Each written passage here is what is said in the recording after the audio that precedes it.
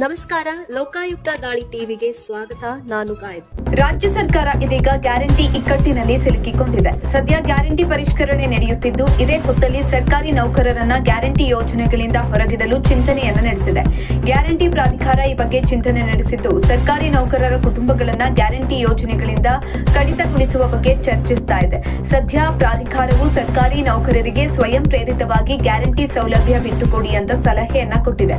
ಈ ಕುರಿತು ಗ್ಯಾರಂಟಿ ಪ್ರಾಧಿಕಾರದ ಅಧ್ಯಕ್ಷ ಎಚ್.ಎಂ. ರೇವಣ್ಣ ಅವರು ಜಿಎಸ್ಟಿ ಬರುವವರಿಗೆ ಹಾಗೂ ಐಟಿ ಅವರಿಗೆ ಕೊಡಬಾರದು ಅಂತಿದೆ. ಈ ಕುರಿತು ಗ್ಯಾರಂಟಿ ಪ್ರಾಧಿಕಾರದ ಅಧ್ಯಕ್ಷ ಎಚ್.ಎಂ. ರೇವಣ್ಣ ಮಾತನಾಡಿ, ಜಿಎಸ್ಟಿ ಬರುವವರಿಗೆ ಹಾಗೂ ಐಟಿ ಅವರಿಗೆ ಕೊಡಬಾರದು ಅಂತಿದೆ. ಈ ಕುರಿತು ಸರ್ಕಾರಿ ನೌಕರರ ಜೊತೆ ಚರ್ಚೆ ಮಾಡ್ತೇವೆ. ಸರ್ಕಾರದ ಗ್ಯಾರಂಟಿ ಯೋಜನೆಯು ಫಲಾನುಭವಿಗಳು ಸ್ವಯಂ ಪ್ರೇರಿತವಾಗಿ ಬಿಟ್ಟುಕೊಡಲು ಸರ್ಕಾರಿ ನೌಕರರ ಸಂಘ ಮತ್ತು ಇತರೆ ಸಂಘಗಳೊಂದಿಗೆ ಚರ್ಚೆ ನಡೆಸುವುದು ಕೂಡ ಗ್ಯಾರಂಟಿ ಪ್ರಾಧಿಕಾರದ ಅಜೆಂಡಾ ಆಗಿದೆ ಅಂತ ತಿಳಿಸಿದ್ದಾರೆ.